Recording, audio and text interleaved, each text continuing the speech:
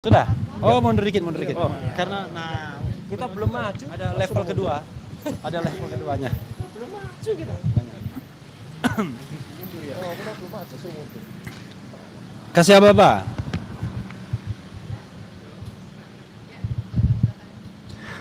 Assalamualaikum warahmatullahi wabarakatuh. Waalaikumsalam. Kawan-kawan semua, jurnalis, YouTuber dan kawan-kawan yang lainnya, terima kasih atas kedatangannya. Ini adalah press conference kita yang penting karena kita mengajukan sebuah surat yang penting, yaitu harusnya kasus ini dihentikan penyidikannya karena dari awal sudah melanggar undang-undang, melanggar peraturan. Jadi undang-undang dan peraturan di bawah undang-undang. Jadi baru saja rekan kami yang dipimpin oleh saudara Al-Katiri itu menyampaikan surat ke Irwasum ya di Mabes Polri sana, tapi press conference-nya tetap di sini. Dan ini suratnya sudah ada tanda terimanya ya. Jadi suratnya sudah diterima dan nanti saya akan bacakan sekilas isi suratnya apa, dan nanti rekan Al-Katiri akan menyampaikan tambahan, kemudian rekan-rekan yang lainnya ada juga Fadli Nasution, ada Ramdansa, ada Pak Joni Silalahi, dan ada dua prinsipal kita yang mungkin akan menambahkan hal-hal lain atau memperkuat ini. Ada Rismon Sianipar di sebelah kanan saya dan sebelah kiri saya Roy Suryo. Nah, ini ya kenapa kami percepat? Karena kami mendapatkan ilham dari dua ahli kami kemarin, Profesor Din Samsudin dan Komjen Pol Purnawirawan Ugroseno. Ugroseno mengatakan bahwa dengan dicabutnya laporan polisi terhadap Egy Sujana dan Damai Hari Lubis, seharusnya satu laporan yang bandel gitu, gugur semuanya. Karena ini dalam satu LP, satu nomor.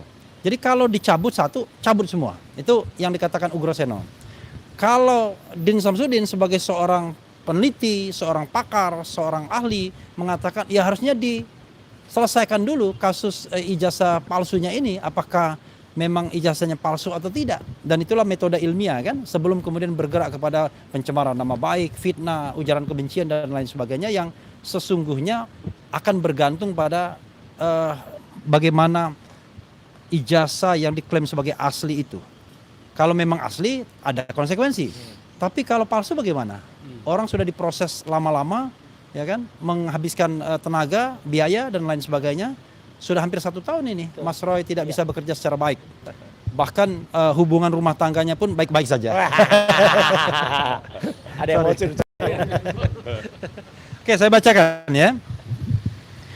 Jakarta 12 Februari 2026. Jadi kemarin ya. Nomor 05 Bala RRT _2 Romawi _2026.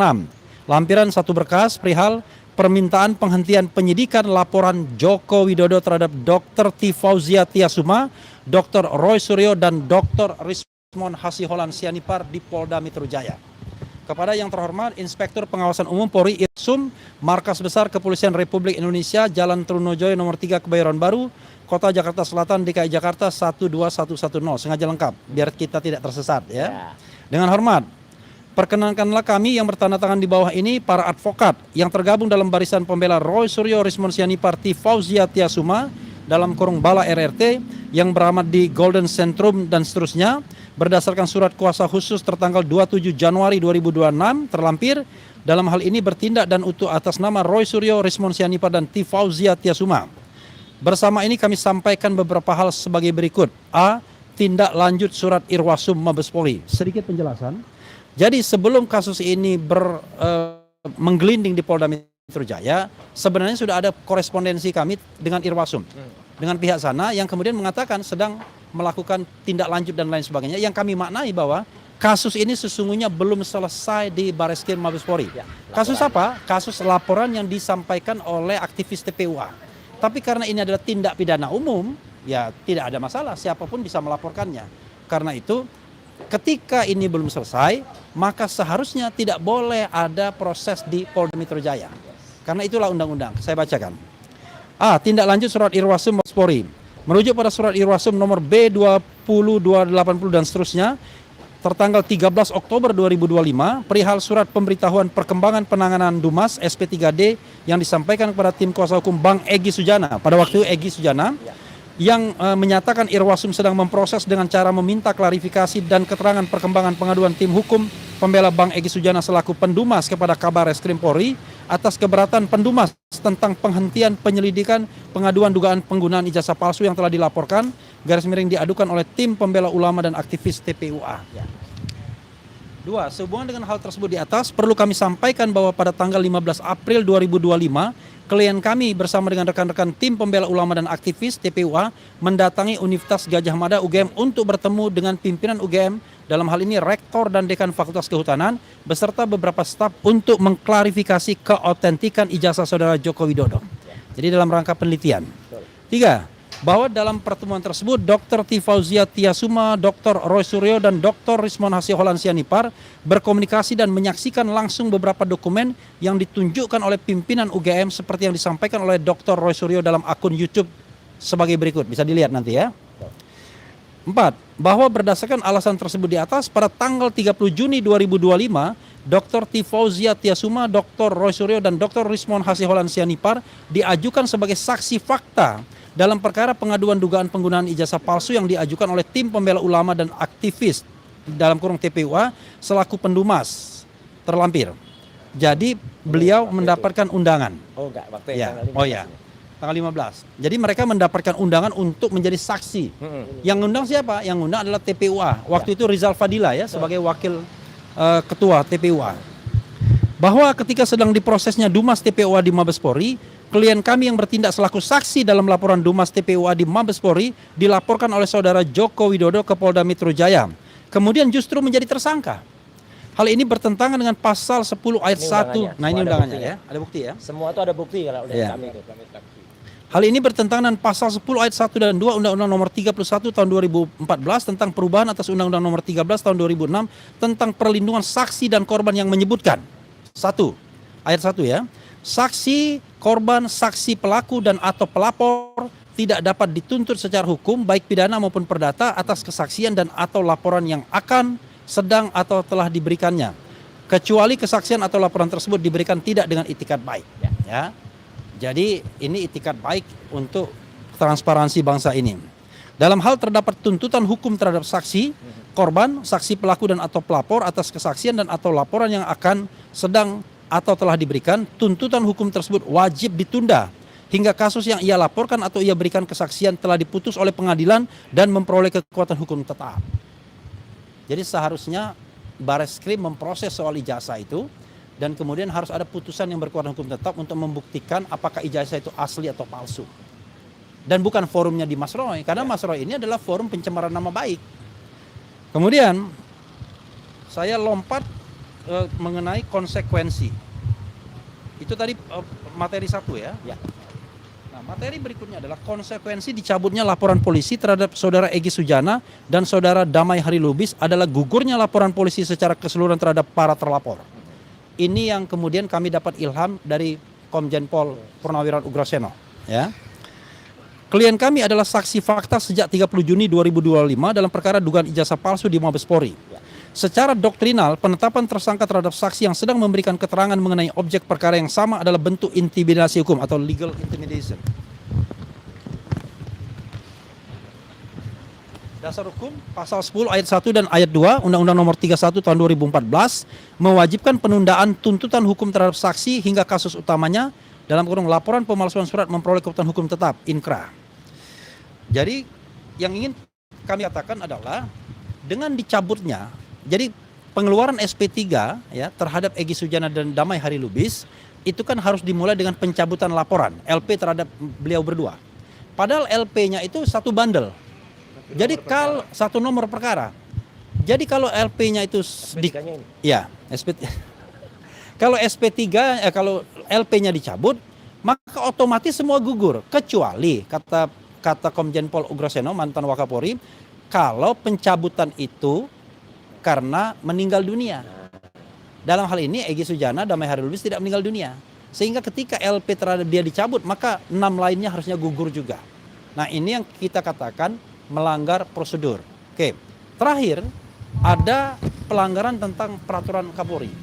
Jadi pada waktu itu di Mabes Polri untuk membuktikan ijazah itu palsu atau tidak, tiba-tiba sudah main Puslapor saja, pusat laboratorium forensik Mabes Polri, dan kemudian dia mengatakan apa istilahnya, identik.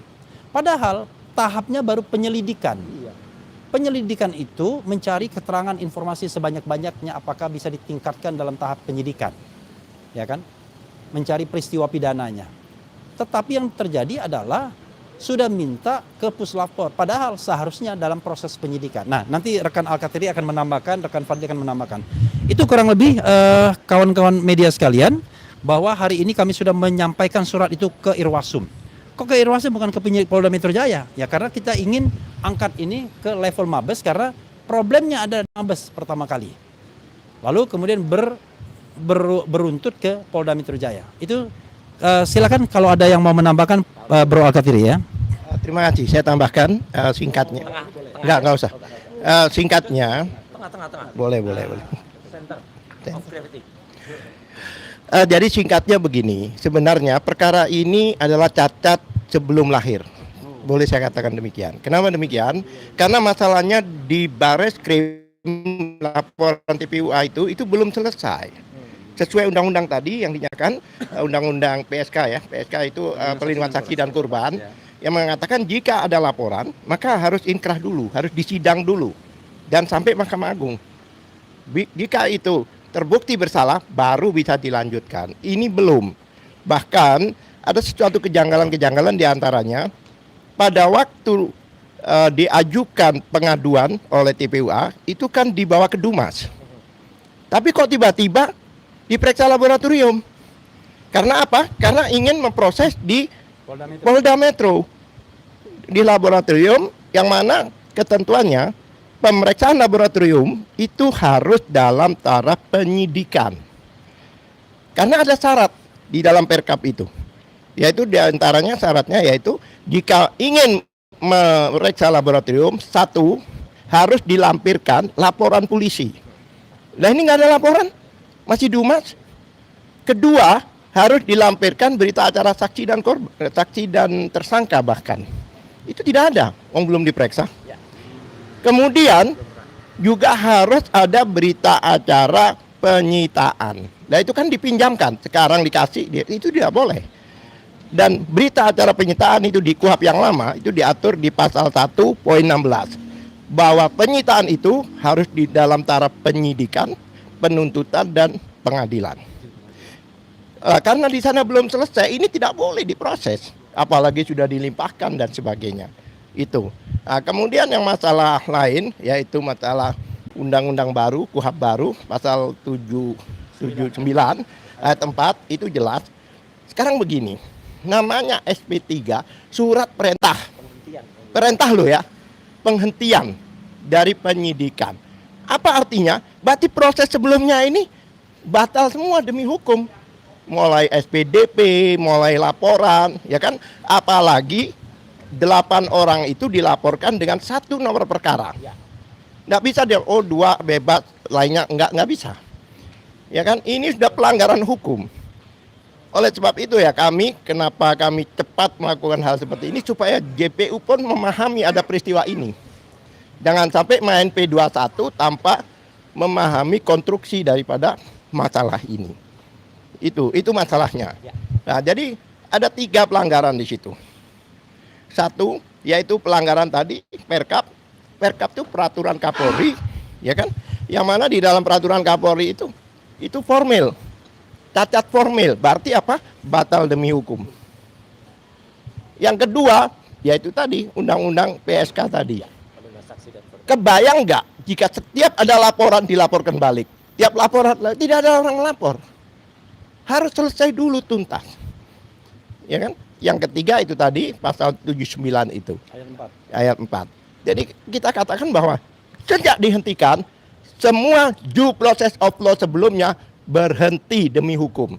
Oleh sebab itu kami minta di dalam surat kami yaitu untuk menghentikan penyidikan di Polda Metro Jaya. Itu barangkali yang nambahkan. Ya, ada yang mau ditambahkan? Fadli? Boleh. Oke, maju. Nah, Maju. Terima kasih. Yang pertama, klien kami ini dilaporkan oleh 4 orang. Yang pertama Andi Kurniawan, Betul. 23 April 2025 di Polres Jakarta Pusat. Yang kedua Lecumanan, 26 April 2025 di Polres Jakarta Selatan. Ternyata pada saat 15 Desember yang lalu kami di gelar perkara khusus diperkenankan melihat LP tadi. Ada 4 LP diperlihatkan oleh penyidik. Nah, kelihatanlah di situ pasal-pasal yang dilaporkan Andi Kurniawan Lecumanan ini Satu lagi kami hanya sesuaikan. itu belum setelah Jokowi Setelah itu, ya. baru nanti. Nah, 310, 311, 160 di bawah 5 tahun, ya kan? Nah, kemudian kami lihat LP ketiga Joko Widodo nomor 2831 melaporkan 8 orang, Roy Rismond Tifa dan 5 orang lainnya, termasuk Egy Sujana dan Damai Hari Lubis dalam satu LP dengan pasal yang komplit. Selain 310, 311 ada juga 27A, 28, ayat 2, 32 dan 35.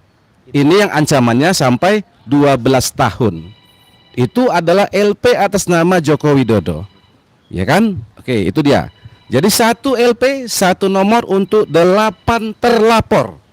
Kemudian 8 terlapor ini menjadi 8 tersangka. Begitu kan? Nah, berkembang lah ini dari April sampai dengan Januari. Tepatnya 15 Januari 2026. Ya kan? Terbitlah surat ketetapan penghentian penyidikan. Ya kan? Atas nama Egy Sujana dan Damai Hari Lubis. Pertanyaan kami ke Irwasum, kenapa dicomot 2 orang dalam satu LP yang sama? Bagaimana due process of law, equality before the law yang berlaku bagi 6 lainnya? Jangan sampai surat ketetapan itu memunculkan diskriminasi baru terhadap para tersangka ini, ya. Biar jelas nih, kami bacakan. Kami bacakan surat ketetapannya dari Dirkrimum Polda Metro Jaya. Memutuskan 1. Menghentikan penyidikan terhadap tersangka Egy Sujana dalam laporan polisi nomor LP B2831 dan seterusnya. LP Jokowi. Ya kan? Menghentikan penyidikan atas nama Egy Sujana dalam LP 2831. Ya, oleh karena itu ya kan LP itu harusnya dicabut dan demi hukum dinyatakan tidak berlaku. Nah, ini yang kami kemudian melihat ada sampai 2 kali lagi tuh Pak Jokowi diperiksa sebagai pelapor. Apakah jangan-jangan untuk lapor balik kan atau bagaimana kan gitu melengkapi yang ini. Ya, inilah kami sampaikan kepada yang terhormat Bapak Irwasum Mabes Polri, Bapak Komjen Pol Wahyu Widada, ya kan? Kami juga sudah mengkaji, kemarin juga ini menjadi masukan dari Komjen Pol Ugresono Purnawirawan. Masukan beliau adalah ini satu kekeliruan yang sangat prinsip.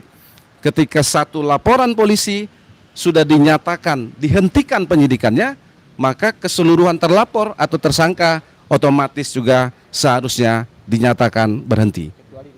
Kecuali meninggal. Masih hidup kan? Kayaknya. Oh, iya. Ya, mana? Cukup kali. ya.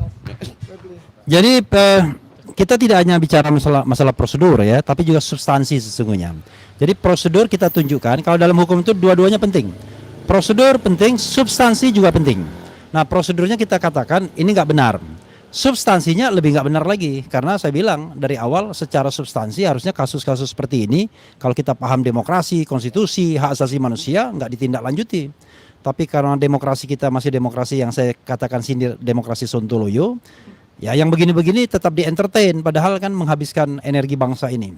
Karena yang namanya opini itu walaupun 99,9% mengatakan salah, sepanjang itu opini nggak bisa dikriminalkan, ya. Dan kalau misalnya dikatakan fitnah, Mas Roy fitnah, nggak benar juga. Fitnah itu Mas Roy tahu bahwa ijazah Pak Jokowi asli, tapi dia sampaikan yang sebaliknya. Nah itu fitnah. Tapi kalau kita sama-sama kagak tahu asli atau palsu, maka diadakan penelitian. Nah, hasil penelitiannya mengatakan 99,9% palsu. Di mana fitnahnya? Paham ya? Jadi kita berpikir secara ilmiah dan berpikir secara hukum. Mas Roy atau Risman dulu yang mau menyampaikan? Oh, ada yang mau sampaikan. Sini, silakan. Sedikit menambahkan karena tadi rekan Refli Harun bicara tentang due process of law, dan di sini dalam surat kita kepada Irwasum tentu saja kita mengkaitkan dengan due process of law-nya itu menggunakan apa? Peraturan Kapolri itu sendiri, Per Kapolri nomor 12 tahun 2019. Sederhananya itu manajemen penyidikan atau itu terkait dengan pengawasan dan pengendalian perkara pidana di lingkungan kepolisian. Nah, ini di semua tertuang bahwa pengawasan dan pengendalian ini itu sama mau di Mabes Polri maupun di Polda dan seterusnya. Artinya ada fungsi pengawasan. Apakah ini sudah berjalan atau tidak? Dan kita lakukan itu kepada surat pada Irwasum, tentunya kita minta penghentian penyidikan. Kalau prosedur-prosedur itu tidak dijalankan, due prosesnya sama pentingnya dengan materialnya, maka ya kita minta ini kemudian penghentian atau SP3, penghentian penyidikan. Itu tambahan saya terkait dengan due process. Sekali lagi, bukan Irwasum yang akan mengeluarkan suratnya. Itu tentu penyidik atau institusi yang berwenang. Nah, tapi Irwasum itu sebagai pengawas, dia tentu mengawasi, melakukan supervisi ya. Bahkan ya barangkali dia bisa memerintahkan juga, kita tidak tahu kan. Ya, yang penting kita mengadu ke Irwasum karena prosesnya awalnya juga di Mabes Polri. Jadi kita tidak mengadu ke Polda saja. Mas Roy atau Rismon yang oke, silakan. Baik. Assalamualaikum warahmatullahi wabarakatuh. Ya, pertama-tama sebelum nanti Dr. Rismon Hasiulan Sianipar menyampaikan, saya selaku salah satu dari prinsipal dari trio RRT ya, Roy Rismon Tiva itu mengaturkan luar biasa apresiasi dan terima kasih ya kepada tim lawyer kita ya yang luar biasa jelinya, luar biasa cermatnya berdasarkan pemeriksaan kemarin ahli kita yaitu Bapak Komjen Purnawirawan Ugrosino dan juga Profesor Dr. Din Samsudin, dan juga kemarin ada juga Pak Ahmad Sobari, Dr. Muhammad Sobari yang kemudian juga diperiksa. Sebelumnya ada juga Dr. Leoni Lydia dan juga oleh Pak Dr. Bonatua. Nah, artinya apa? Ini adalah hal yang penting. Koreksi semua dilakukan. Karena sebagaimana diketahui, SP3 itu bentuknya adalah surat penghentian perkara ya gitu atau surat penghentian penyidikan. Itu perintah. Jadi artinya suratnya yang dicabut. Kalau suratnya dicabut, harusnya gambarnya bukan hanya 2 tuyul di sini, tapi 8 tuyulnya. Ya kan gitu. Tapi kan hanya ada 2, ini yang lucu. Jadi artinya nggak boleh, berarti suratnya salah gitu ya. Yang lain protes. Tuyul, oh enggak lah, kita bukan tuyul lah. Jadi artinya itu yang harus dilakukan. Dan hari ini juga kami ingin mengaturkan juga apresiasi dan terima kasih kepada salah satu ahli kita, Dr. Leoni Lydia bersama kelompok Bon Jovi-nya yang juga sudah memperoleh Bang Refli Bon Jovi sama dengan Pak Dr. Bonatua, hanya lebih lengkap. Jadi barusan tadi jam 11.45 tepat sebelum Jumatan komisioner di KIP, Komisi Informasi Pusat sudah mengabulkan permintaan untuk membuka KPU dan bukan hanya KPU Jakarta tetapi juga KPU DKI dan juga KPU Surakarta ya UGM untuk membuka semua data yang dihitamkan. Memang ada pengecualian. Pengecualiannya yang dilindungi secara pribadi, misalnya NIK atau nomor KTP, NPWP dan juga nilai. Itu memang dikecualikan. Nggak apa-apa, itu memang dikecualikan, tapi ini semua dibuka. Dan itu yang menarik banget. Artinya apa? Artinya alhamdulillah energi kita, vitamin kita Bang Refli itu makin terbuka. Dan tadi ada statement bagus dari Pak ini. Karena orangnya namanya ada di sini. Saya sebut saja. Dari Pak Lukas Luarso ya. Nah, ini penulis 2 tuyul ketemu jin ifrit ini dari Bon Jovi, dan itu nanti akan kita dorong oleh RRT atau tim, yaitu apa? Beliau akan membuka misteri tahun 2015 yang waktu itu ada satgas yang semuanya dibentuk oleh pemerintahan Jokowi waktu itu, kecuali satu satgas yang tidak ditandatangani oleh Jokowi, yaitu Satgas Pemberantasan Ijazah Palsu. Wah, jadi tim Jokowi, tim Bon Jovi ya, itu akan membongkar itu semuanya.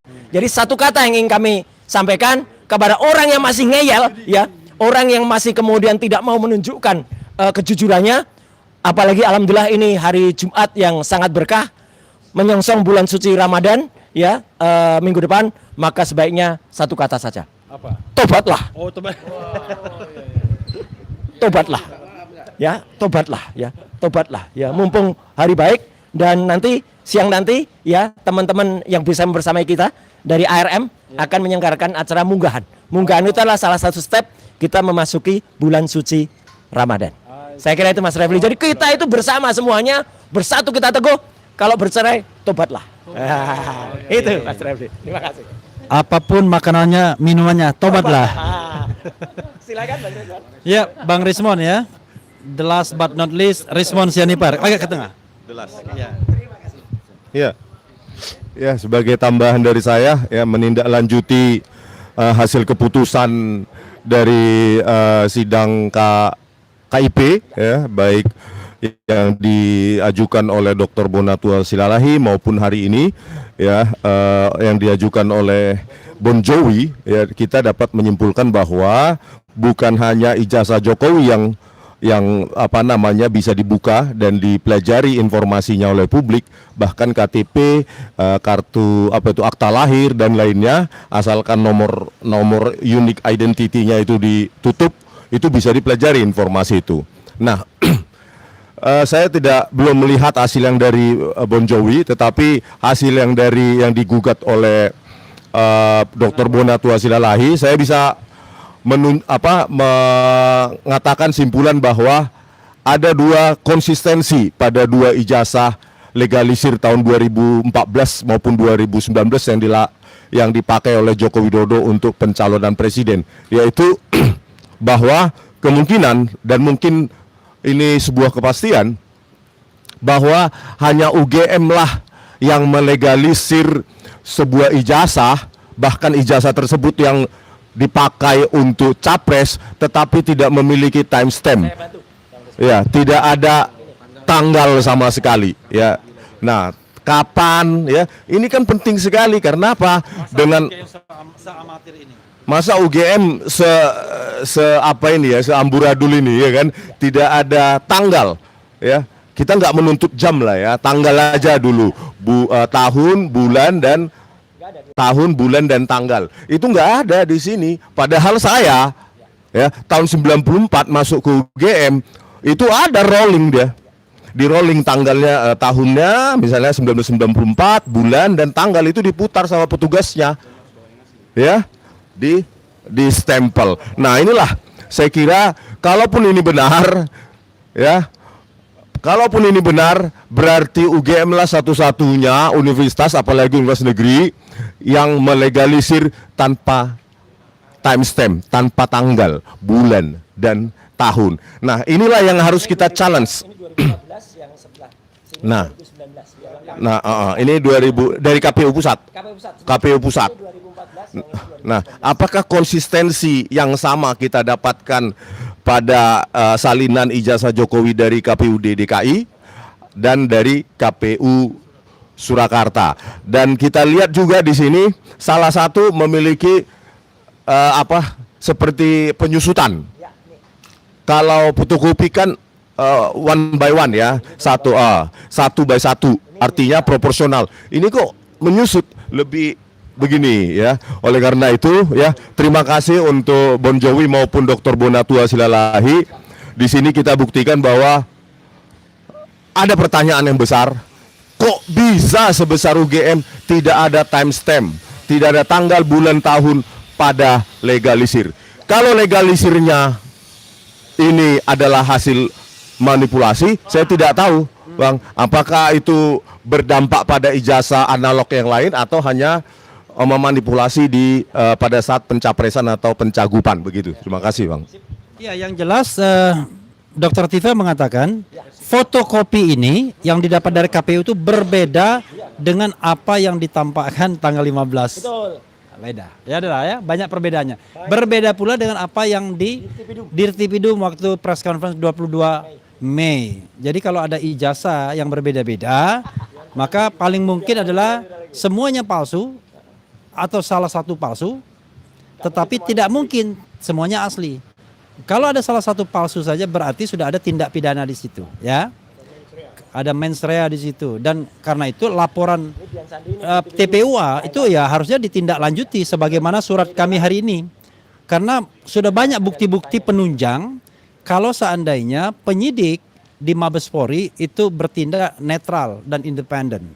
Kalau bertindak netral dan independen, terlalu banyak bukti-bukti yang bisa diajukan untuk dilakukan proses penyidikan terhadap dugaan penggunaan ijazah palsu atau dokumen palsu. Begitu kawan-kawan semuanya ya. Oh, ada tambahan sedikit. Jadi kejanggalan pada ketiadaan timestamp pada legalisir tersebut, ya salinan ijazah atau fotokopi ijazah Jokowi yang dipakai di setidaknya di KPU pusat ini kan menambah lagi kejanggalan yang lain, di mana di skripsi itu teknologinya sudah teknologi tinggi yang belum ada zaman itu, baik hardware maupun software. Yang kedua, tidak ada tanda tangan penguji skripsi, itu saja sudah jelas-jelas nyata itu. Yang ketiga, 2017 Pak Jokowi mengatakan secara implisit, itu tentu semua publik menyimpulkan bahwa Pak Kasmujo adalah dosen pembimbing skripsi dan dibantah sendiri. Belum lagi tahun KKN, Dirtipidu mengatakan tahun 83 dibantah lagi oleh Pak Jokowi. Jadi kejanggalan-kejanggalan ini masa sih kalau benar-benar Pak Jokowi lulusan sarjana penuh Fakultas Kehutanan UGM, terlalu banyak ya, too much kejanggalan ya. Nah ini juga hurufnya beda dan saya pegang saat itu, dan Pak Rosuryo ya tanggal 15, saya sebulan sebelumnya, ini usia kertas pun tampak memang jauh berbeda dari yang ada di sini. Dan teknologinya coba kalian lihat, ini kan rata tengah sempurna, produk Word digital yang disimpulkan oleh Dirtipidum ini katanya handpress atau letterpress. Oleh karena itu itulah ya, terlalu banyak kejanggalan, ya tentu publik menyimpulkan hal yang sama seperti yang kami simpulkan. Begitu Bang. Oke. Jadi makin legitimate ya apa yang dikatakan Profesor Din Samsudin, harusnya diselesaikan dulu soal ijazah palsunya ini. Apa itu di forum pidana yang menersangkakan siapapun yang melakukannya, apakah itu dalam forum tata usaha negara atau dalam forum CLS, Citizen Lawsuit yang sekarang sedang berproses di Solo. Apapun itu harus ada sebuah keputusan atau putusan yang solid mengenai apakah ijazah itu palsu atau tidak, instead of menersangkakan orang-orang yang kemudian melakukan penelitian terhadap ijazah tersebut. Begitu ya.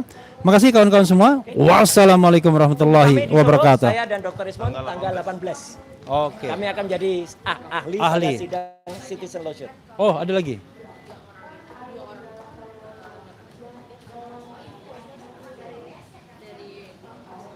Oke, udah.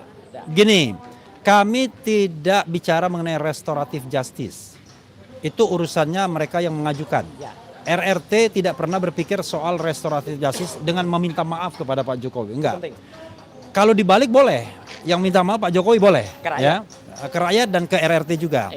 Tetapi yang ingin kami katakan adalah sebuah konsekuensi hukum yang diperkuat oleh Komjen Ugroseno, mantan Wakapolri. Yaitu kalau seandainya satu laporan polisi dicabut karena mau menerbitkan SP3, surat perintah penghentian penyidikan, maka 6 lainnya pun gugur karena LP-nya sudah tidak valid lagi, LP-nya sudah dicabut. Jadi tidak boleh mencabut cuma 2 saja, 3 saja, atau misalnya yang paling ekstrim 7 yang 1 ditinggalkan. Itu berlaku yang namanya unequality before the law. Dan itu tidak lagi merupakan pelanggaran hukum tapi pelanggaran konstitusi bisa dikatakan. Nah karena itulah kami mengatakan kalau misalnya LP-nya sudah dicabut ya, gugur berarti LP tersebut. Karena LP adalah dasar untuk melakukan penyelidikan dan penyidikan, maka prosesnya pun menjadi cacat sejak awal, ya. Oke, makasih. Oke. Ya.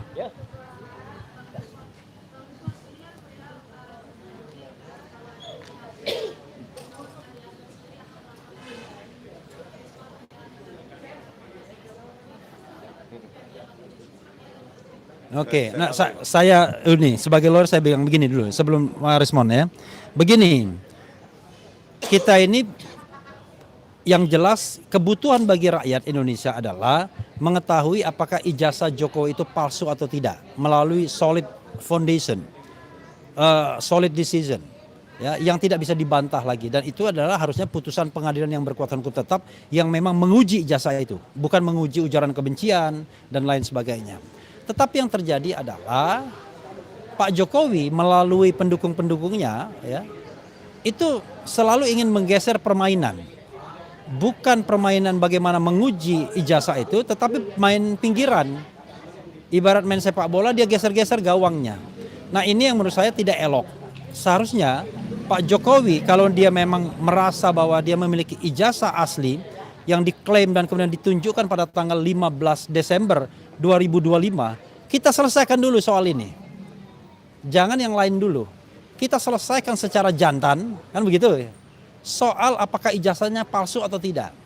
Saya katakan, kalau memang asli dan itu merupakan putusan yang memang benar-benar kredibel, independen, netral, dan memang sudah teruji, ya kami akan minta maaf. Tetapi bagaimana kalau seandainya memang betul-betul palsu? Artinya yang dibohongi tidak hanya kita semua, tetapi seluruh rakyat Indonesia yang 280 juta, karena ijazah itu sudah digunakan untuk jalan wali kota, gubernur, dan kemudian juga presiden. Itu ya. Nah, silakan Bang Risman mau menyampaikan. Apa? Kita menghargai hak hukum mereka dan saya akan meladeni, cuma ada nanti konsekuensi akan saya laporkan balik kalau itu nggak terbukti, ya itu satu. Yang kedua itu distraksi, memang serangan total saya kepada ketiadaan ijazah SMA dari Gibran Raka Buming Raka, itu untuk melumpuhkan kekuatan psikologi saya, sehingga saya yakin ini orang, ya keyakinan saya orang-orang ini dipakai untuk meningkatkan bargain mereka supaya saya mundur. Saya tidak akan mundur. Bahkan per hari ini saya mengirimkan 200 buku ya ke DPD karena surat kami ke DPD 3 minggu lalu tidak direspon, maka kami kirim 200 buku Gibran Endgame untuk 150-an anggota DPD dan beserta staf ahlinya. Jadi kami akan ladeni sepanjang mereka punya laporan yang benar, ya. Tetapi begini, jangan sampai laporan-laporan mereka, terutama ini udah keberapa kali nih laporan untuk tim kami, adalah ke Pak Roy, ada yang lain. Oleh karena itu ini untuk menurunkan vitalitas kami. Jadi kami tidak akan terdistraksi, kami akan terus menyerang. Terima kasih.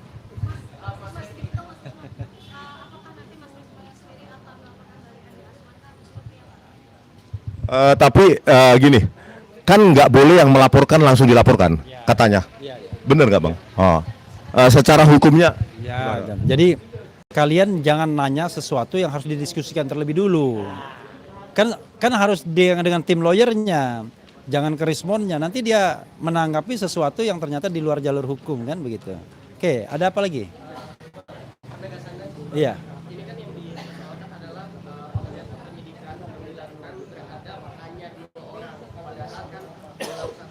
Iya. 6.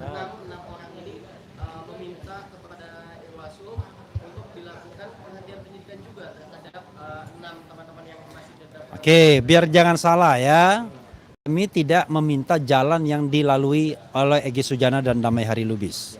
Tapi kami membahas secara hukum konsekuensi dari terbitnya SP3 terhadap 2 orang tersebut. Untuk terbitnya SP3, maka salah satu syaratnya berdasarkan Undang-Undang 25 tahun 2023 tentang KUHP, Kitab Undang-Undang Hukum Acara Pidana pasal 79 ayat 4, ya. Itu dikatakan bahwa ini Undang-Undang nomor 20 ya, Undang-Undang nomor 20 ya? Iya, 20 ya, KUHP. Itu dikatakan bahwa kalau kita mau menerbitkan SP3 ya harus dimulai dengan pencabutan laporan polisi LP-nya. Karena kalau LP-nya nggak dicabut, artinya masih eksis. Kan LP itulah yang menjadi dasar untuk melakukan proses penyelidikan dan penyidikan. Asbabun nuzulnya kan dari LP tersebut. Nah kalau LP-nya dicabut, maka berarti LP-nya itu gugur. Karena LP-nya itu cuma satu nomor, ya gugur semua. Jadi kami bicara tentang sebuah prosedur dan ini diperkuat oleh Komjen Ugroseno dalam press conference kemarin dan ketika diperiksa oleh penyidik. Tapi itu baru satu alasan. Alasan yang utama kami adalah sesungguhnya kami sudah berkorespondensi dengan Irwasum yang mempermasalahkan penghentian penyelidikan yang kami anggap tidak fair sesungguhnya. Maka Irwasum pernah menjawab pada bulan Oktober bahwa mereka masih mengkaji mengkonfirmasi dan lain sebagainya. Nah, karena itu kami tagih. Belum selesai lah. Jadi kasus ini belum selesai. Nah, berdasarkan pendapat salah satunya adalah Profesor Din Samsudin, ya harusnya diselesaikan dulu masalah ijazahnya ini. Ya kan? Barulah kalian misalnya mau bicara tentang fitnah, penghinaan, pencemaran nama baik. Kalau sudah ada putusan yang berkekuatan hukum tetap, dan ini terkonfirmasi melalui Undang-Undang Perlindungan Saksi dan Korban tadi. Pasal 10 yang mengatakan bahwa saksi itu tidak boleh dilaporkan balik terhadap apa yang dia saksikan. Dan kemudian Roy Rismond dan Dr. Tifa itu diundang dalam surat tanggal berapa tadi? Juni ya? Juni. 20 Juni. 30 Juni. 30 Juni oleh TPUA. Waktu itu menjelang yang namanya gelar perkara khusus pada tanggal 9 Juli kan Ya, gitu ya. betul. Nih, saya bacakan ya. Nih. Resmi Nih itu. suratnya.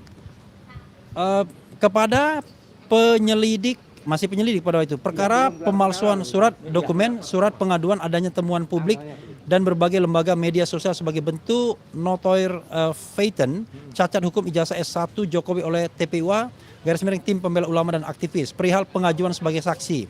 Dengan hormat, sehubungan dengan pengaduan masyarakat yang kami lakukan pada tanggal 9 Desember 2024, bernomor TPUA dan seterusnya, kami merencanakan akan menghadirkan saksi yang bernama Dr. Tifauzia Tiasuma, dalam kurung Dr. Tifa yang juga ikut serta berkunjung ke Universitas Gadjah Mada, Yogyakarta, bersama Dr. Roy Suryo dan Dr. Rismond Hasibuan Sianipar untuk mendapatkan informasi tentang ijazah dan yang lain-lain sehubung dengan kelulusan Jokowi sebagai sarjana kehutanan.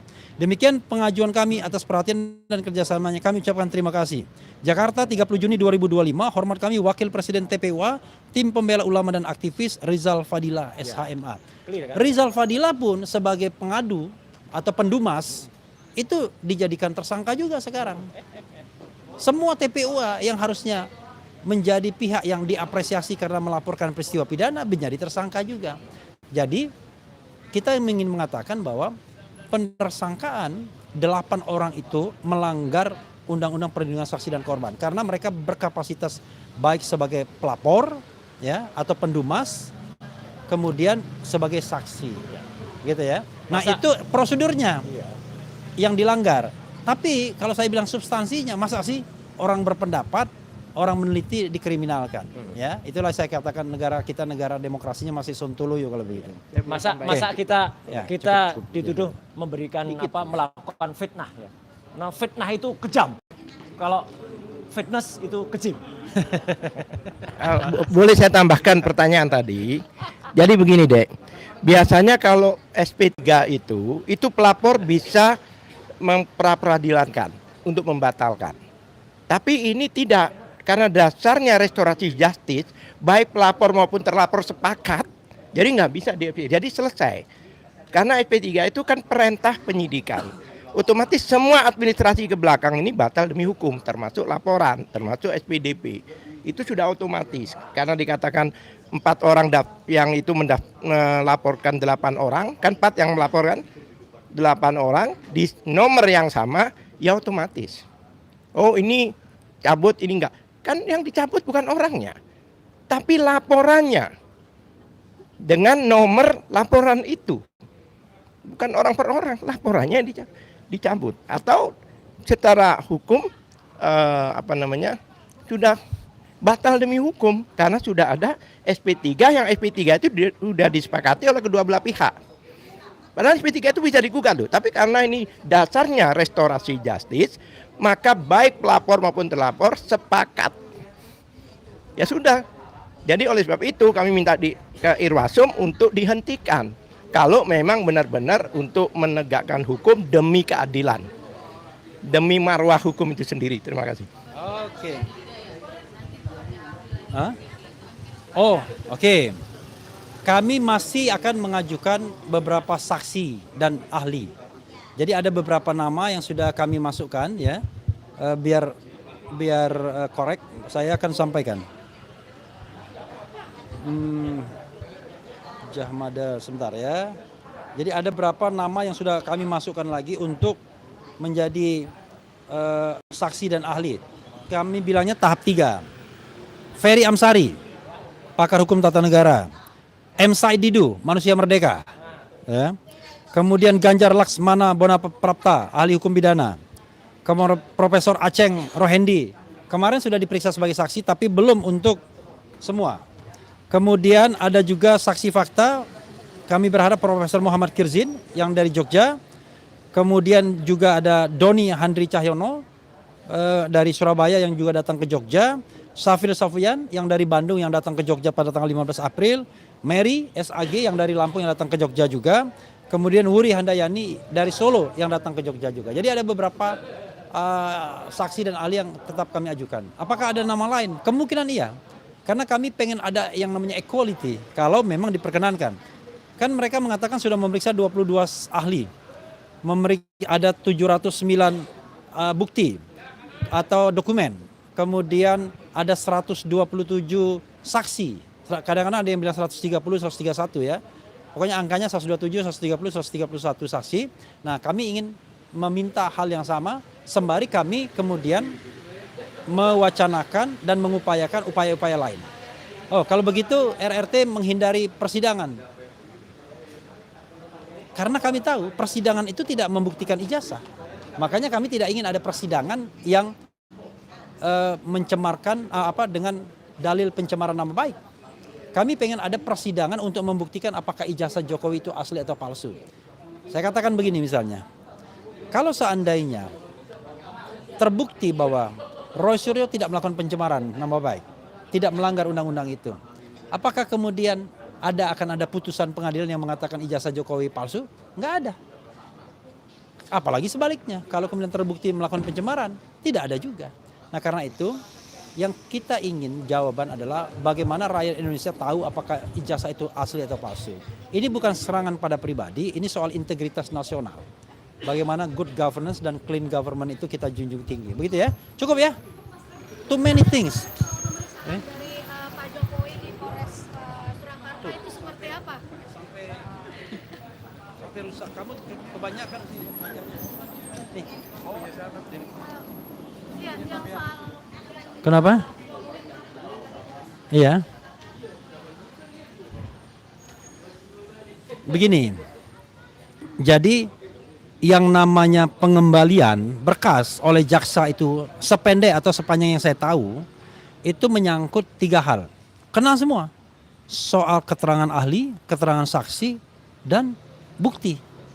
Semua diminta perdalam. Jadi bukan hanya soal prosedur saja, tapi semuanya substansi. Kan substansi dari kasus ini adalah ketika ahli diperiksa, ketika saksi diperiksa, ketika alat bukti atau barang bukti ditelaah atau ditampilkan atau dijadikan alasan.